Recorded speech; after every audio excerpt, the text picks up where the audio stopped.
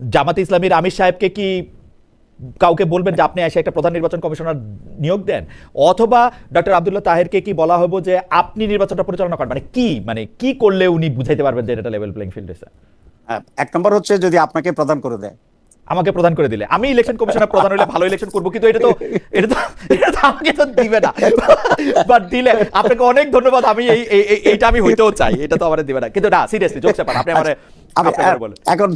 এখন সিরিয়াসলি বলি। জি, প্রথম কথা হচ্ছে ওনাকে, উনি যে একটা রং ইমপ্রেশন দিয়েছে মানুষের কাছে লন্ডনের ঘোষণার মাধ্যমে, এই জায়গা থেকে ওনাকে বেরিয়ে আসতে হবে। উনি খুব স্পষ্টভাবে জাতিকে বলতে হবে যে যেটাই হয়েছে আমি প্রপারলি সেভাবে নেগেটিভলি নেইনি, কিন্তু আহ, আহ, আমার এটা করা ঠিক হয়নি, এটা বলা উচিত ওনার।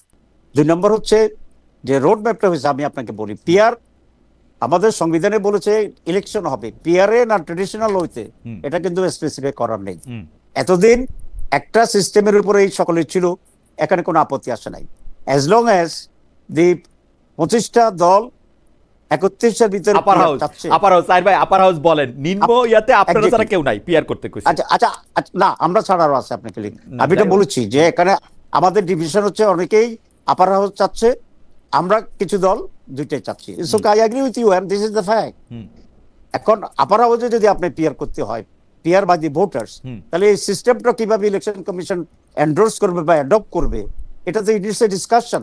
আমরা যারা চাচ্ছি, তা আমাদের মেজরিটি দলের যে একটা প্রপোজাল আপনি অ্যাকসেপ্ট করেন বা আপনি রিজেক্ট করেন, এ নিয়ে তো আলোচনা করে একটা কিছু কনক্লুশনে আসতে হবে। Before coming to any conclusion আপনি ট্রেডিশনাল হইতে আপনি আগে যাবেন এবং বলবেন যে এটা করতে পারবেন না, এটা হচ্ছে আপনার লেভেল প্লেইং ফিল্ড এখনো নষ্ট করা হয়েছে, and it goes in favour of BNP. সুতরাং আমি ওইটাই বলতে চাচ্ছি যে ওনাদের activities showing that they are very much inclined to one particular party.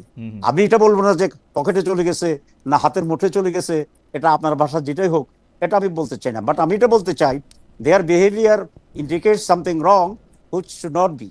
Okay doctor Taher, আমি জিনিসটাকে যেরকম দেখি যে ডক্টর মোহাম্মদ ইউনূস তার বিভিন্ন বক্তব্যের মধ্যে আমি যে অ্যানালাইসিস করি সেটার মধ্যে উনি দেখতে চাইতেছেন যে আসলে কনক্লুশনে আসা ওনার পক্ষে সম্ভব না, উনি একটা প্রসেসের মধ্যে দিয়ে আসেন, সেই প্রসেসের মধ্যে দিয়ে আগাইতেছেন।